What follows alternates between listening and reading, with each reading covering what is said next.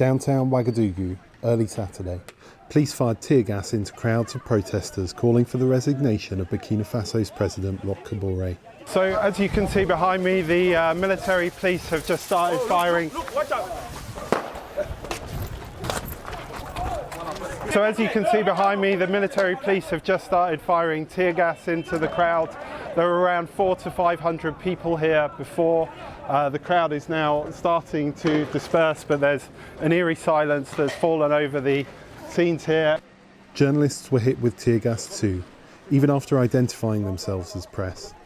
One local radio journalist was injured after being hit in the face with a tear gas canister. In recent days, protests have spread across several cities in Burkina Faso.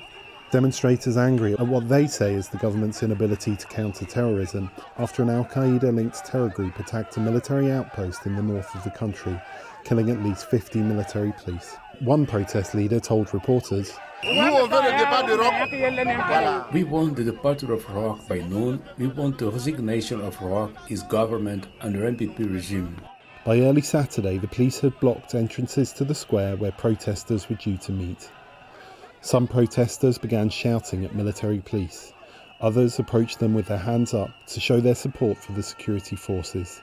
Not all demonstrators were peaceful, however. Some attacked a pickup truck carrying members of a local militia known as the Cogluiego. Others set fire to tyres and threw rocks at security forces, as well as journalists. Mamadou Flora Pascalina is a Burkinabe blogger and activist who goes by the nickname Flo.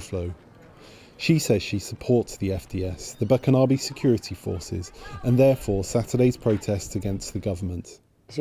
My heart aches for my people who are dying before my eyes, and I can't stand it. I've thrown myself into this, and I fight night and day for the Burkinabe people, for the FDS.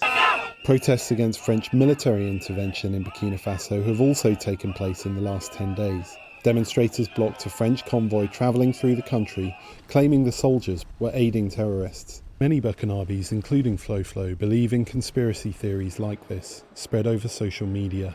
Starting Saturday, November 20th, the government shut down mobile internet for 8 days, in part to stop the spread of misinformation, but also to suppress protests. The government came under pressure from lawmakers about its handling of security and the internet shutdown at a special session of the National Assembly last Friday. The Defence Minister voiced support for the shutdown. Regretfully, some uses of social networks compromise national security and contribute to the weakening of our country to the point of making it vulnerable. Analysts say the protests may force the government to make concessions. Some sense politically that there was a need to concede something to some of these demands. More demonstrations are scheduled for the 10th and 11th of December. Henry Wilkins for VOA News, Ouagadougou, Burkina Faso.